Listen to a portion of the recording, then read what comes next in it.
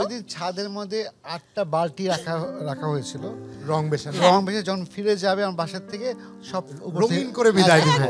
ওইটা তারপরে আমি কিভাবে যে স্টপ করেছি ওটা মিষ্টি খেতে দিছে, সন্দেশ আছে না, আমি মিষ্টিটা মুখে দেওয়ার পরে বুঝলাম এটা তো মিষ্টি না, এটা হচ্ছে সাবানের উপরে মানে এটাকে সন্দেশ বানিয়ে টুথপিক দিয়ে আমি জাস্ট মিষ্টিটা মুখে দেওয়ার সাথে সাথে পিছনে জাস্ট ঘুরে আমি বলতে নিয়েছিলাম যে এটা খেয়েও না, কে যেন আমাকে ধাক্কা দিয়ে ভিতরে ঢুকে দিয়েছে। অ্যাজ এ ভিউয়ার অবশ্যই ডিফারেন্ট থাকবে, সেই প্রত্যাশার দৃষ্টি দিয়ে একটু দুজনকে মূল্যায়ন করুন, as a human being and as an artist আপনার মূল্যায়নটা শুনবো। অ্যাজ এ হিউম্যান বিং তো অসাধারণ, মানে আমি খুবই লাকি, আমি এবং আমার পরিবার অবশ্যই লাকি, কারণ আমরা 3 বোন, আমাদের কিন্তু কোনো ভাই নেই।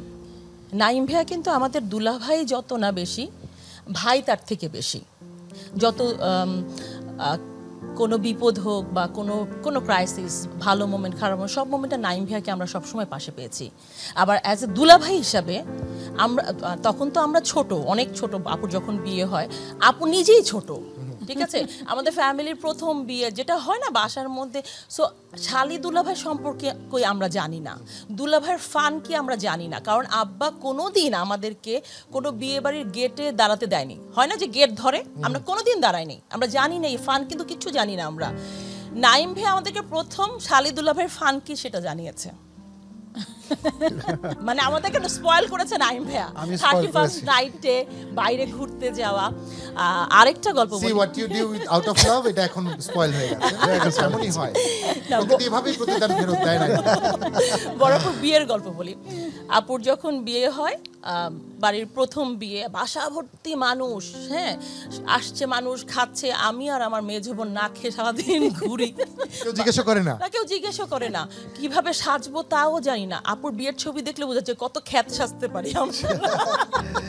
ছোট ছিল তো, ওরা ছোট ছিল। আমরা এই গল্পটা আগে জানলে ছবিগুলো কালেক্ট করে রাখতাম, আমরাও দর্শকদের দেখার সুযোগ করে দিতাম। ভাইয়ার হলুদের দিন সবাই ডালা নিয়ে যায় না, তো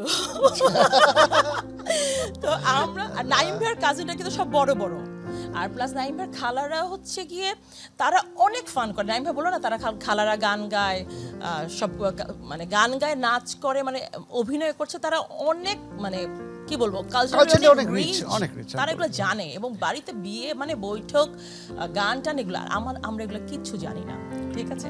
তো প্রথম হলুদের দিন প্রথম ডালাটা নিয়ে আমি ঢুকবো, আমি সুন্দর সাজগোজ করা একদম সুন্দর ডালা নিয়ে ঢুকছি, আমাকে মিষ্টি খেতে দিছে, সন্দেশ আছে না, আমি মিষ্টিটা মুখে দেওয়ার পরে বুঝলাম এটা তো মিষ্টি না, এটা হচ্ছে সাবানের উপরে মানে এটাকে সন্দেশ বানিয়ে টুথপিক দিয়ে আমি জাস্ট মিষ্টিটা মুখে দেওয়ার সাথে সাথে পিছনে জাস্ট ঘুরে আমি বলতে নিয়েছিলাম যে এটা খেয়েও না, কে যেন আমাকে ধাক্কা দিয়ে ভিতরে ঢুকে দিয়েছে।